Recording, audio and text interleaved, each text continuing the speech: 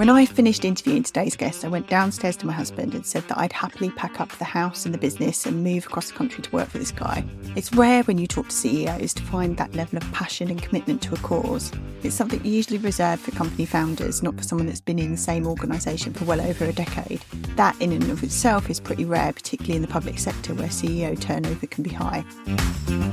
In today's episode, I'm delighted to be talking with Paul Matthews, Chief Executive of Monmouthshire Council. What struck me about our conversation was the simplicity. From the purpose and values he works by to his approach of finding the right people to work with and embracing his role as connector and chief storyteller. It was a refreshing discussion and one that absolutely proves it's possible to lead in your own way. Enjoy.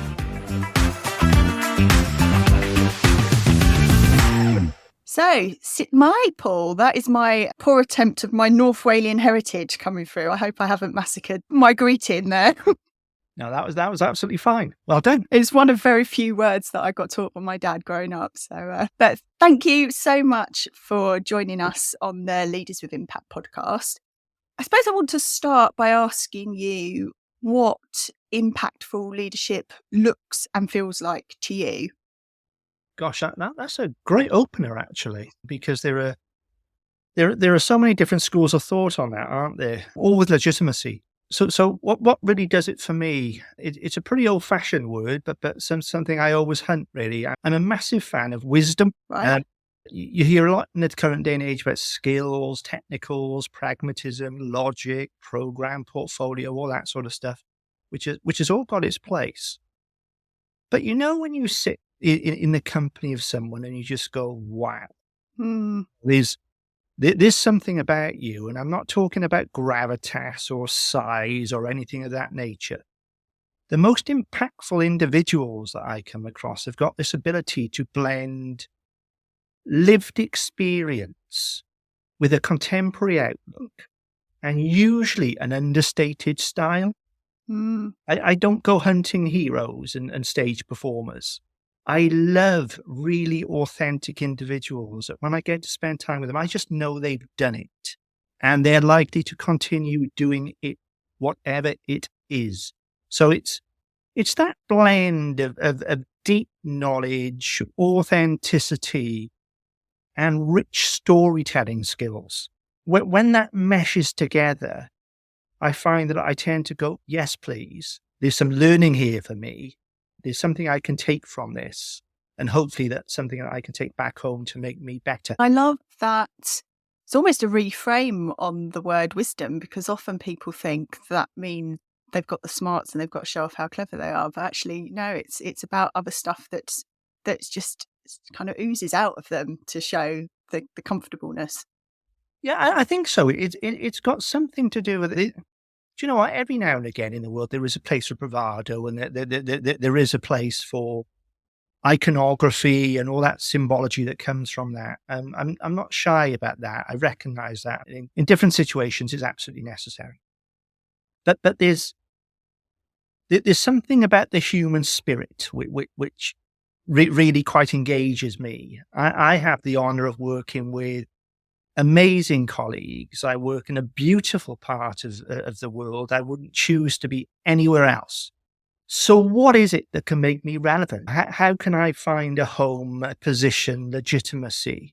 And I think it is something about learning to meet people where they're at, respecting who they are, understanding their desires, their dreams, their frustrations, all those sorts of things. So the School of Technical Knowledge has an absolute place for me. When you run an organization of the size of mine, you absolutely need that. But there's something about introducing a degree of warmth and a degree of humanity that I think makes a difference. Yeah. So it's those things coupled with clear narratives, absolute clarity on purpose. There's a mix there, I think, that delivers quite impressive people leading quite impressive places or organizations, or sometimes just leading themselves. Yeah. So I'm assuming from that's what you look for when you're recruiting into your teams, for example. But how, I suppose, are you testing for those things? How do you know when you're first interacting with these people that they are hitting that mark for you, or not crossing the red lines that you've perhaps set? We're not unique in any way, shape, or form, but we are one of those few or a smaller number of organizations these days, and we're in this bracket. We do our own senior hires. We don't use companies or recruitment sort of organizations, not because I don't think they're valuable. Everything's got its place in the world. But when we're making senior hires in our organization, hopefully we're bringing a very, very talented human being to our own little family. We're bringing somebody with skills, knowledge, and experience. But I go back to my earlier comments, we're also looking to bring a good human being.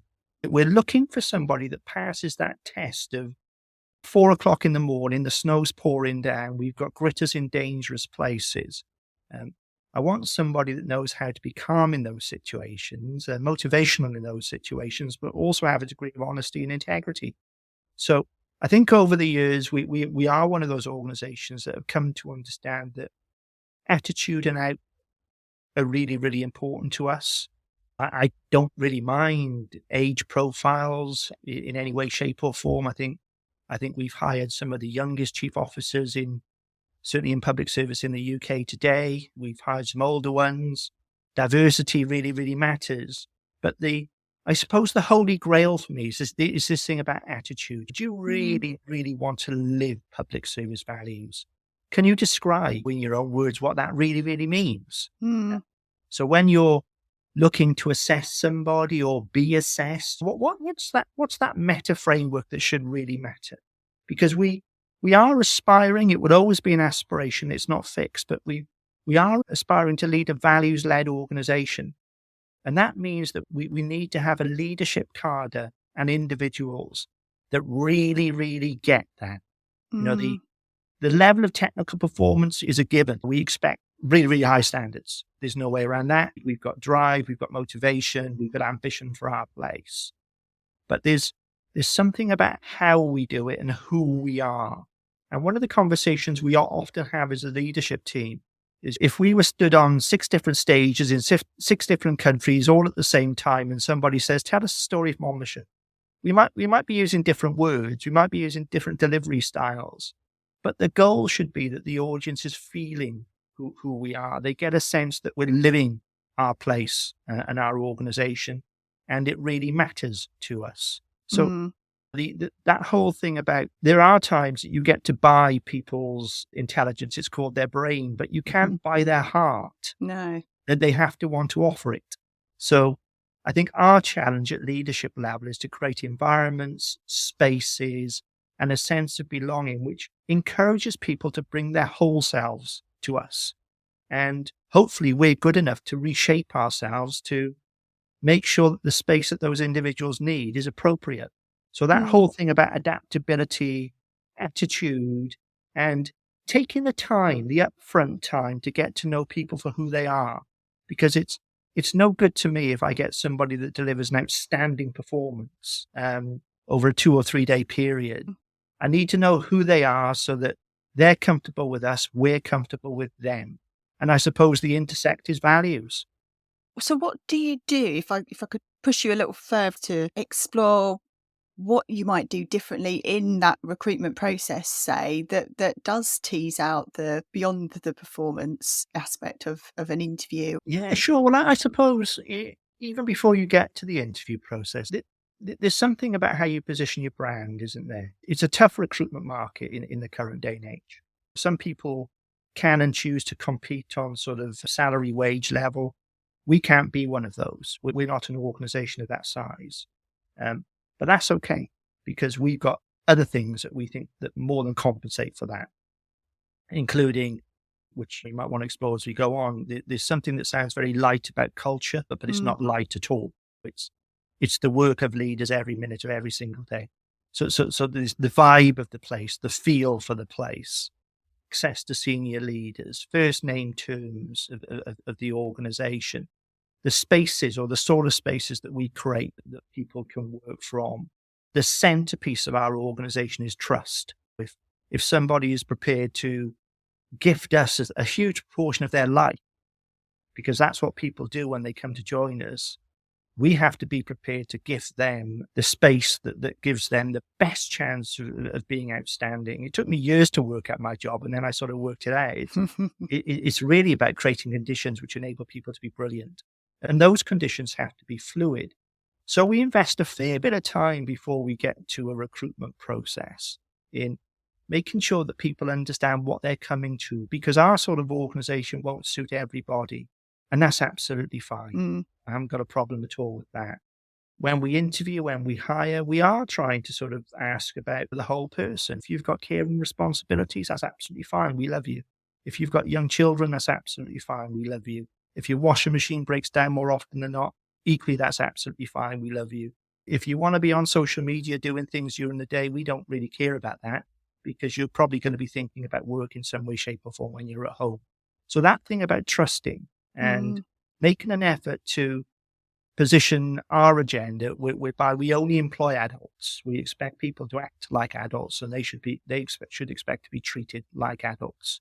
So the theme that runs through all of our recruitment is effectively that, Lee, really. How good are you? We can read your CV. We can have a look at what you say you've done. We can assume all that's true. Now then, do I want to spend thousands of hours with you over the coming years? And do you want to spend thousands of hours with me? If you do, and if I do, you're going to be interested in innovation. You're going to be interested in sector edge practice. You're going to be interested in creativity. You're going to have a good language around failure. You're going to enjoy risk whilst respecting the fact that some things just have to be done. If you want a quiet, sheltered life, there are plenty of organizations that suit that, but it's not ours, really. So I think we're an organization which enjoys the light. We enjoy being nimble and flexible. We've got really, really high ethical standards. We set tremendously high expectations, but we genuinely are a place that careers can flourish really, really quickly. You don't have to be here for 10 years before you put your hand up. If you've got an idea on day one, that's great. You really can be motoring through our organization super quick. So we tend to be looking for individuals that can relax into that sort of environment and not feel threatened by it. I love that. Can I take you back to the very beginning? So I'm interested in what's shaped you, I suppose, as a person, but also as a leader. I do struggle with that bit as a leader. God, that's deep and scary stuff. My route is, I don't know what typical looks like these days, Lee, but I suspect mine isn't it. So when I left school, you wouldn't have dragged me to university. 18 and out, I needed a job. I needed a wage to enable the things that 18-year-olds are interested in doing to be done. So the vocational bug that I think really needs to bite you to be an outstanding public servant. It wasn't grown in me by the time I was 18. It wasn't grown through a university setting. It wasn't grown through anything that looked like a graduate sort of recruitment process, all of which I've got total respect for. But for me, I started on the back of a mail trolley, possibly a little bit work shy in my early years. But I was working in a big old county council, which gave me access to a lot of things that I didn't appreciate at the time. So I was strolling around a big old place and perhaps not liking very many things, not liking some of the way that people were dealt with, not liking some of the political processes that I was observing. I didn't know I was absorbing this at the time, but I think in hindsight, I was not liking this thing about time service, not liking this thing about a natural consequence of somebody leaving is that somebody else steps up. Not liking this sort of worldview that to get to the top of these sorts of organizations, you had to have a particular technical skill or be coming through a particular technical route. I was pushing a mail trolley, but I was getting around over the course of 4 or 5 years, quite a lot of the core sort of service areas that make up local government today, public service today. So I was seeing a lot of things. I recognized that pretty young people were earning more money than me quite quickly in my organization if they were qualified accountants. So I did that. I didn't really fall in love with it, but I did it. But back in 1996, it was a big moment for my career. There was local government reorganization in Wales, and that change, for whatever reason, enabled me to jumped several levels very, very quickly. So at probably the rather young age of 28, I was around the third or fourth tier of a newly forming unitary authority. And my outlook on life changed quite significantly. I started to understand what was going on. I was very fortunate to be in an environment with some incredibly talented individuals. I saw what they were doing. I tried to understand how they were thinking. And through quite a short period, opportunities opened up for me. I didn't join local government with any aspiration to stay particularly. I'm not sure I joined with any aspiration at all. But, 10 years in, without me realizing it, this vocational bug, this genuine public service ethos, it got in me. And I started to see a difference between those that were really, really committed to the places and the people that they were working with, for, and those that perhaps were maybe closer to taking a salary out of it, passing the time. And I was drawn towards the former. I was interested by that. Having said I never went to university, I probably spent 10 or 11 years studying all the way through this sort of period. So I built an awareness, or certainly my take on public service, through doing and experiencing and observing. Observing practice, getting the chance to meet some courageous people, having a chief executive that was prepared to give me time and attention and opportunity at that point from a Welsh perspective, which was unusual, and certainly encouraged me to take a more global perspective on public service and to dispel any notions I had of being a myopic Welshman. No matter how proud and patriotic I am, I had to learn that all the best practice was unlikely to be within sort of 10 miles of where I was at. And I also had to learn that best practice was probably old practice. I should be interested in next practice, and I should be interested in some international outlooks. So that's probably a snapshot of my early days and the way that my career has developed. So it's not been with a great plan. No. It's not been through a worldview that I want to be X by Y. But I've tried to travel, and I continue to try to travel with an open mind. I'm interested in people. I need to be challenged. I like challenges. I'd love to see people excel and to grow. And I've got a worldview in terms of what contemporary public service looks like. And I've managed to arrive in a place that has given me just astounding levels of freedom. So I don't feel constrained in any way, shape or form. And when I get to talk to lots and lots of my peers around the UK, I've come to realize actually that that's quite rare. Yeah. But that's the actuality. I don't know whether that's through luck or judgment or a combination of both of those things. But I'm 14 years in now to being a local authority chief executive. The attrition rate's pretty high. And I am touching wood and crossing things. But as we talk today, I probably feel as fresh as I did 14 years ago, and probably more excited about the future than I did then. So I don't know whether that's because I'm hallucinating or I'm eating something that I shouldn't, but I love a broken field. I love opportunities, and they're still out there for us. So no master plan to become chief execs.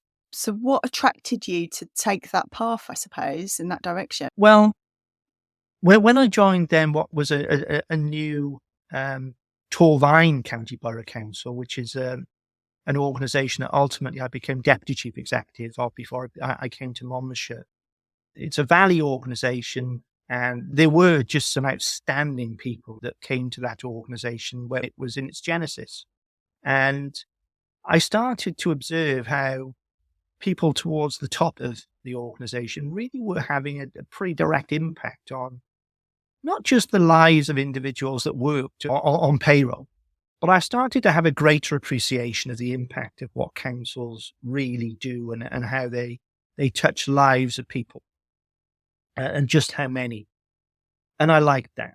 I think I've always had in the pit of my sort of stomach a bit of a burning rage for social justice. I think the day that goes out is probably the marker for my time's come to an end. So I started to believe that maybe I had something to offer. I started to understand that classical imposter sort of syndrome that many people talk about. It's this fear that those a level above you have just got something, some magic that just isn't within you. Mm, I started to understand that that's not necessarily true. mm, And I started to understand that I didn't have to model myself on the behaviors of anybody that was above me, on the same level of me, or indeed below me. I started to believe that what really mattered, and I come back to where we got started this conversation, the people that were really impressing me were people that had found out how to be themselves, be comfortable with themselves, be as, I don't think maverick's the right word because that implies breaking rules, but I like people that were willing to show courage and bravery and be a little bit different. I mm, like people that were looking for edgy practice. And I started to, I think, form a view that, do you know what? I can do this. This will be fun. We can give this a go. And what's the worst that can possibly happen? If it goes well, I'm going to have the chance to make a difference. If it doesn't, there's a bar job somewhere I can go and deliver newspapers. There'll be a different sort of future. mm. So I think sometimes in life, if you want to have a go, you just got to have a go. You've got to put yourself out there. And it's one of my worries at the moment that I see within my sector that there are perhaps not quite so many people that feel that they want to do that. I know it's a high stakes game, but gosh, the personal rewards, forget the cash. The cash is neither here or there. But the personal rewards of actually playing a small role in the life of a whole county or a metropolitan area or an inner, whatever the definition is, the opportunity to be able to make an input Mm. is just, it's such an honor. It really is. So why wouldn't you want to? I'm really fascinated by what you said around, I suppose the best practice means that you are looking at the past or at the present, and actually what you need to be doing is looking for the kind of the unknown or the future direction of things. And I'm interested in how you were able to execute that.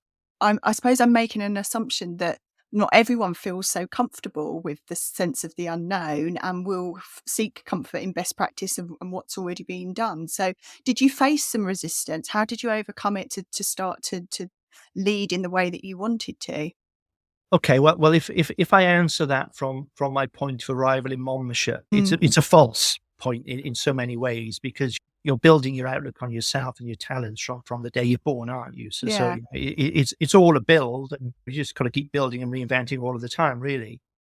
But when I joined Monmouthshire, I felt incredibly honoured and very, very lucky. I'd only just turned 40, so I'm very young to become a unitary authority county council chief executive. So I felt pretty emboldened by the fact that a full council appointment process was prepared to have a dabble on me when they had other candidates available to them that were already serving chief executives. Mm, So I knew as I went through that recruitment process that if I was going to be successful, I had to find something that differentiated me. So I actually just decided to be me. I wasn't a candidate which said, your authority's great, you're the best in Wales, it's all hunky-dory. I took a very different view and said that based on my analysis, you've got little to be proud of. You're a bit lost. In the middle of the pack seems to be where you want to be. Too high towards the top, people are taking too much interest. Too far towards the bottom, people are taking an interest. So let's have a cozy life.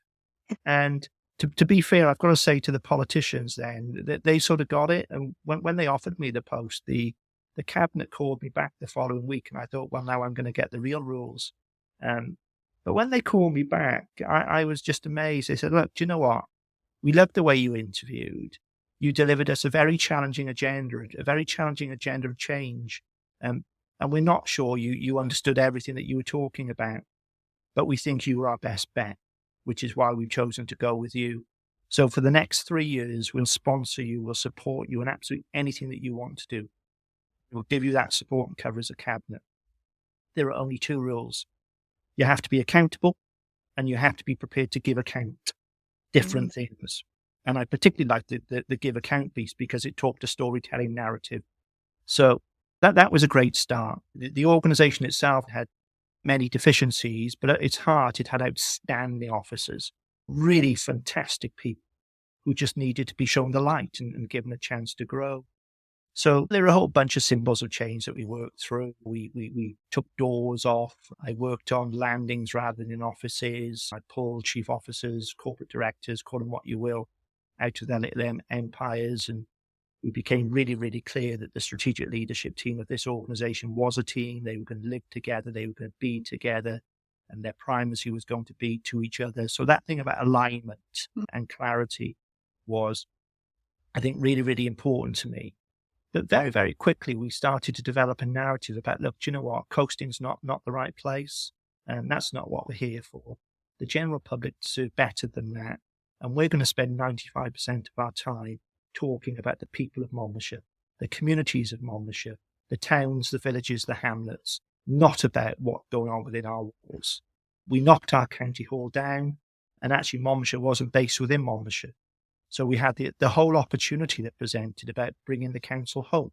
And when we did that, we rebuilt something that was much smaller, removed hundreds and hundreds of our people into our county towns and villages.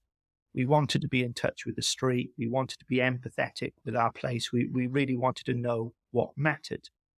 And we were developing a different cadre of leadership. We were developing different learning processes. We were working closely with organizations such as Nesta. We were building our own entrepreneurship school.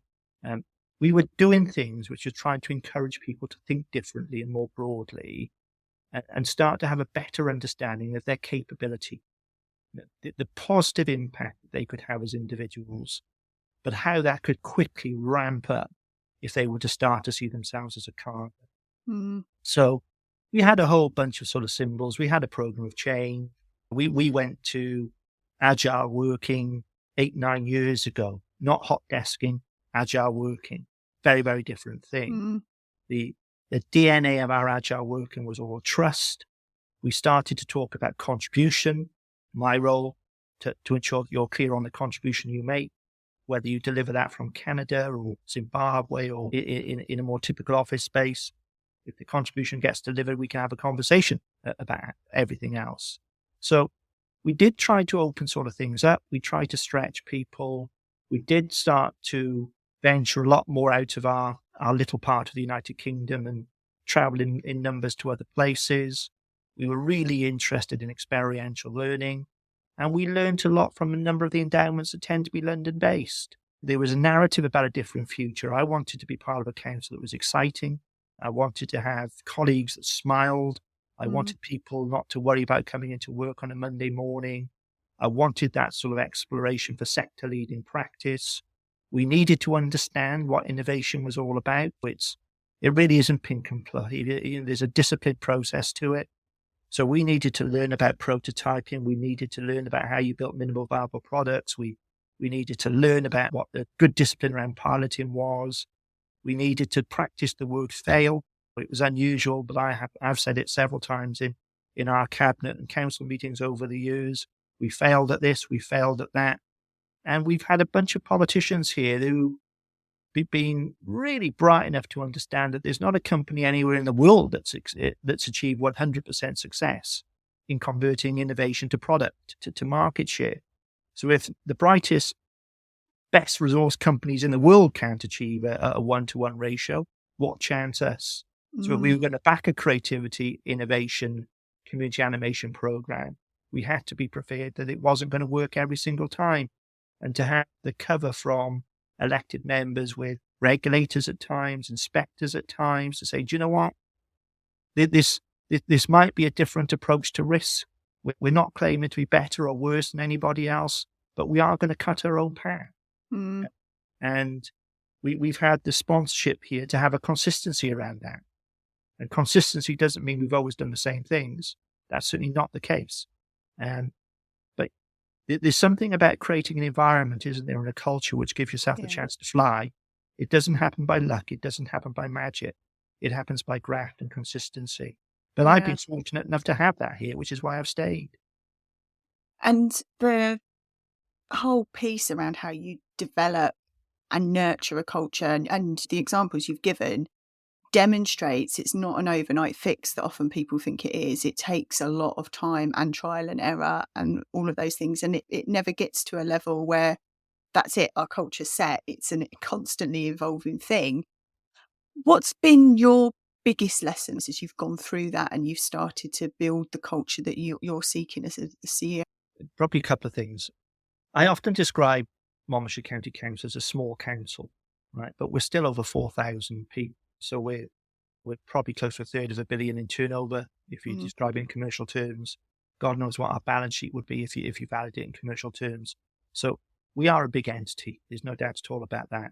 And we've got so many different professions that make up our organization, which is gold dust, really. It just gives us so many different ways to tap into people's sort of talents and experiences.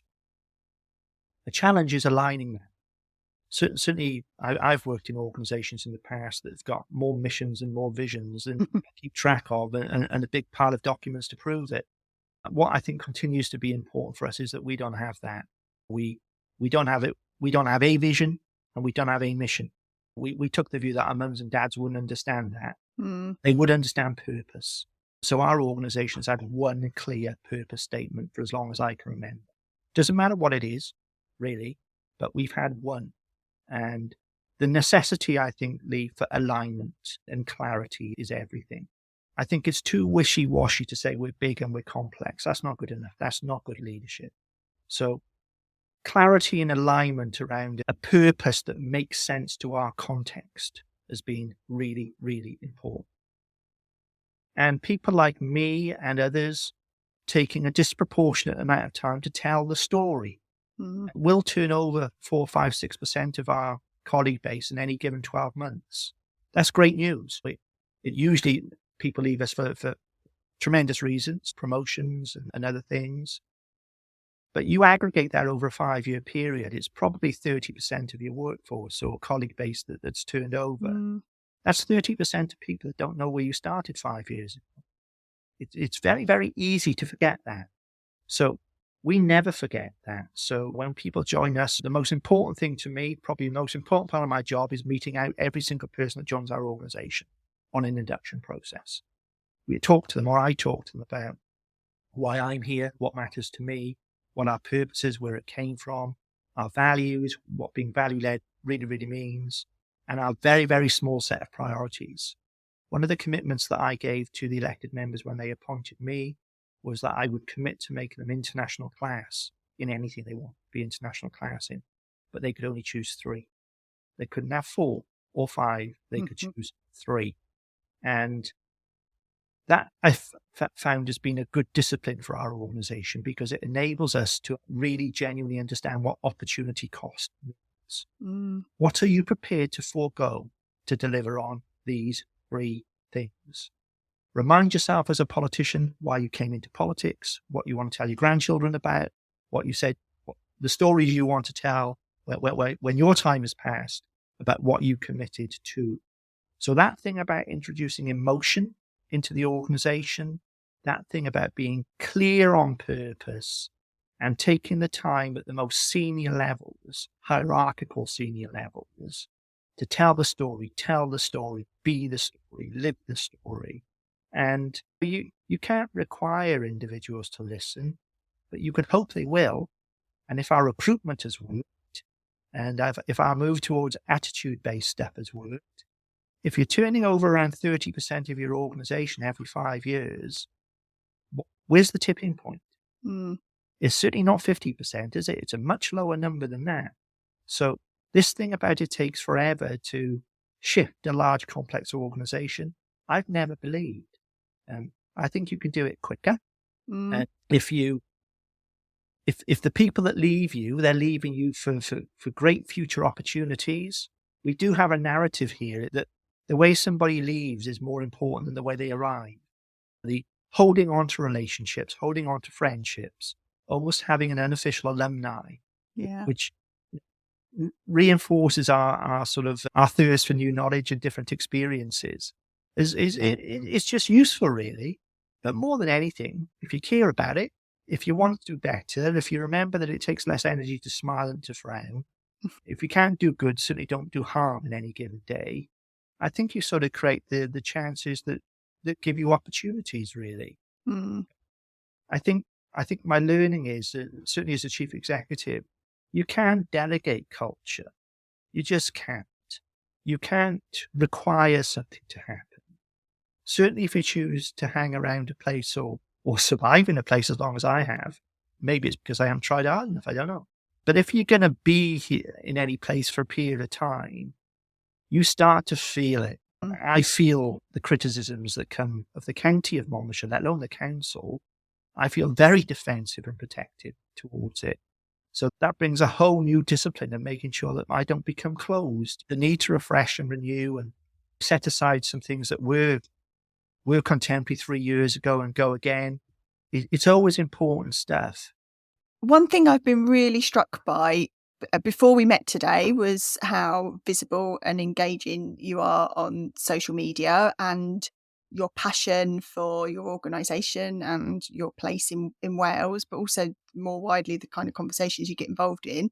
Through the last 40 minutes or so of us talking, the real sense of how important the role of storytelling is, for example, and being able to explain what it is that you do in a way that family and friends can understand. So you've stripped out all that corporateness and bureaucracy that often public sector organisations and private organisations can get bogged down in. So it seems that, you take your responsibilities as that chief communications officer really seriously. And I suppose I'm interested to know what sits behind that and how you got to that place. Well, I'm not quite sure how good my social media sort of content is, but I'll keep trying. I used to work with a colleague who's running her own business now incredibly successfully. And she encouraged me to give social media a little bit of a go. I wanted, do you remember earlier I said that I was very, very keen for the organisation to be more in touch with the place it served? We derive our legitimacy, a democratic mandate from the population of Monmouthshire, the citizens. And I've always felt that we have a duty to go beyond communicating and work harder at engaging, the goal being participation. And that council that sits over there in a black box, no matter whether the box is black, blue or yellow, it's a difficult thing to humanize. And so my colleague then, a lady by the name of Helen Reynolds, said, well, do you know what? If you believe it, start doing it. Put your face to it, put your name to it, and just talk as you talk to me. And so I started to play with it. And I realized that I was learning so much. I was learning from people within my area about things they liked and they didn't like. I was accessing international networks that I wouldn't have been able to access without the developing sort of spheres of social media. I was accessing academics all over the world, and I was really interested in their ideas. And I started to work out that there are very few academics that won't respond positively if you take an interest in what they're doing. So you know that thing about how you build knowledge, how you stay fresh. You don't always have to be on airplanes. Sometimes I think you do need to go to spaces. You have to feel things and work out whether they can apply within your context. But my interest, I think, was humanizing the council, promoting Monmouthshire as a county rather than the county council. Clearly, I'm interested in the county council, but I'm more interested in Monmouthshire, the place. I think citizens have a right to expect visibility from the chief executive, or whatever the principal council is called. I've never felt comfortable with being a faceless Mandarin. I think you have to be prepared to put yourself on the line every now and again and become a place or a person that people are prepared to talk with and talk to. No, it's not always easy. There are some sparky conversations that go every now and again. But even in those situations, 99 times out of 100, you can end something with a thank you. And I'm really pleased you took the time and trouble to ... And even where there are high degrees of dissonance, there's positivity in that. I get a good sense or a better sense of how a place is. It's without filters. You've got to measure things every now and again, haven't you? There are many worldviews, and social media can very, very quickly become an echo chamber. So as long as you travel with that awareness, then that can be managed. But I try hard to stay out of the negative exchanges. I'm not really interested in having a go at someone. I don't know how life is for everybody from their own shoes. So I have to be interested in them. So I get a lot of information, a bit of fun, get to talk about football and sport as well as a few other things. But it all, I think, starts to paint a picture, I hope it does anyway, for some of our citizens. The people that work for the council also live in their street. The people they think they're having a go at when they say, oh, the council, quite often that their son or their daughter's a teacher. Their next door neighbour might be a social worker, or they might work for the police. And if we're ever to break down this sort of council over there remote, then I think we have to meet citizens where they are, on their terms. And part of that, not all of it, but part of that is Twitter, is Facebook, is LinkedIn, is TikTok, is whatever. So, do you know what? It only takes a couple of seconds, doesn't it, to put a message out? Even less, really, is if you're not overly worried about whether the full stop's in the right place or the comma's in the right place. And there's a lot of, I'd say I'd certainly say value for money learning that can be taken from still the millions of people out there in these social media spaces that are just good human beings that are looking to share stuff. So I think councils have to be part of that community. If we choose not to be, then what are we? We're remote. We're tired. We're old. If senior council officers choose not to be, I'm not going to say they're right or wrong. But for me, I've talked a few times through this sort of conversation about the importance of visibility, the importance of storytelling, the importance of authenticity, the importance of being around a human being, being open about your strengths, your weaknesses, the things that you want to learn about, and being open about the things that you're proud about. Why wouldn't you want to talk about this sort of stuff and take a position? So I'm not looking to occupy any sort of exalted position. That's not really my interest. I'm interested in people. I like the way that people think. And I don't want to become locked into the same limiting conversations with the same 10, 20, 100, 200 people. I'm interested in who's out there, and the generations move. And if I'm going to stay contemporary, I have to know where those generations are. The things I was doing when I joined 14 years ago, which I thought were pretty edgy, pretty mainstream now, actually. Yeah. So what does the new edgy look like? And I don't mean edgy for the hell of it, but change for improvement rather than change for change's sake. If I'm going to remain legitimate, if I'm going to be worth my salary, then senior leaders have to reinvent themselves. Knowledge has to shift. Outlook needs to shift. Places you go to learn need to change. Networks need to change. And some of the digital architecture that we have now that wasn't around in the 60s and 70s is an absolute godsend for councils if used well and appropriately. Well, if that isn't an advert for more leaders to be getting onto social media just to have conversations, I don't know what else. I don't know what else could be done, really. We've touched a few times, you've mentioned politics, and without getting into politics per se, as a local authority leader, one that's long-standing, there's obviously a very political element to your role. Your influencing skills must be on point because you've, as you say, you've survived that long tenure. How have you approached that dynamic and that balance between perhaps some of the political aspects that might be playing out in your organisation?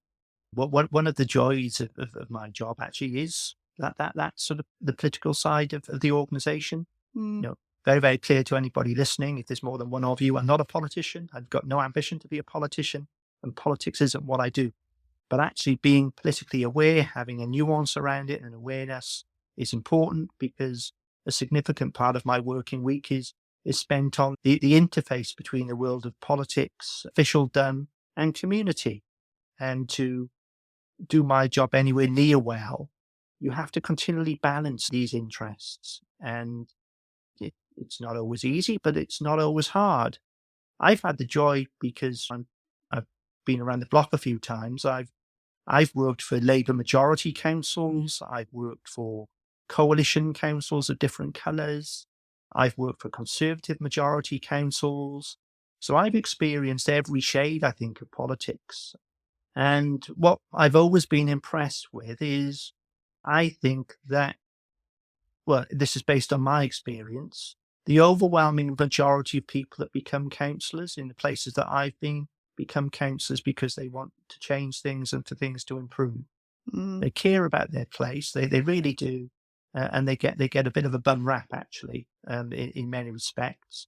But I suppose that's understandable because they are the tier of government and governance which is closest to the street, which is what I love. We have to translate theories, policies, and rhetoric sometimes that rain down on us from Westminster and Cardiff Bay in our situation, having a devolved government. We have to translate, we have to apply our own sort of policy positions, and it's quite interesting. But the key to it, Lee, is about managing the boundaries, being really, really clear what the role of an elected politician is, and being really, really clear in terms of the role of officers of a council. If you have officers trying to be politicians, that's problematic. If you have politicians trying to be officers, that's problematic. That the lines of accountability and responsibility start to fall apart. So the relationship, I think, between a political leader of a council and a chief executive is really, really important. But I've always taken the view, and it's one of the things that I will say to all of our members in the first week after they're elected. We have 46 county councils in Monmouthshire, and I have to be a chief executive for all 46 of them. Not just one or two that happen to have positions of, I guess, higher status. It's all 46. And they have to feel that they can have a trusted, confidential conversation with me if it's necessary, and that I won't betray that trust. So it's leadership of a slightly different sort, but I think, Lee, it's only different by degree. Yeah. It still comes down to building relationships. It still comes down to integrity. It comes down to valuing politicians for what they are, respecting and celebrating their democratic mandate. Because I'm not sure I'll ever be brave enough to put myself up for election. And I sincerely mean that. I ask every senior officer in my organisation to come with me on election night and see what it's like for a candidate to stand with their family or their loved ones and potentially be rejected by the citizens of their space. It's quite a humbling experience. Yeah. And I did have the situation at the last election night where I had to toss a coin to determine the outcome of one of our wards. Oh my goodness. So a dead heat on an election decided by me tossing a coin. Some people might see that as great fun. I really felt for the individual that was unsuccessful. But the ingredients are, I think you have to be respectful, but you have to be able to challenge. I've never felt that my role is to be here and just do the bidding of. That's not the role, I think, of a local authority chief executive. The role is bigger than that. I'm the policy advisor to the council, the whole council. That's in my job description. I think there is much more freedom in local government if you earn the right to exercise it. And to earn the right, there has to be a consistency in what you're doing. Respect has to be built. But you also have to be prepared at key moments in time just to have those tough conversations that nobody really wants to have. If those things are in place, then your chances of being part of a really good, progressive, contemporary organisation are enhanced. I don't think you can ever guarantee success, but you can create conditions that make it more likely. If you don't like politics, you don't want to be in a senior role within a council because they are a part of your organisation. You have to respect and you have to learn how to work with them and take the best and perhaps mitigate the worst, maybe. It's an interesting relationship, which is plural. We're getting to the end of our time. I've got a couple of quick questions, if you don't mind. Sure. One is around motivation. Having been in post, as you say, for 14 years, how do you stay motivated and keep motivating others? It's a broken field. There's so much out in front of us that we haven't done yet. For all the problems that the world keeps chucking at us, they'll be known to your listeners. We're dealing with things ranging from cost of living crises, the Ukraine war, to interest rates, to spectacular demand levels in terms of adult social care and homelessness numbers. All these issues, plus 100 more, are always in the ring. So this isn't a place to be if you're looking for boring, quiet, sort of mundane life. Circumstances keep changing.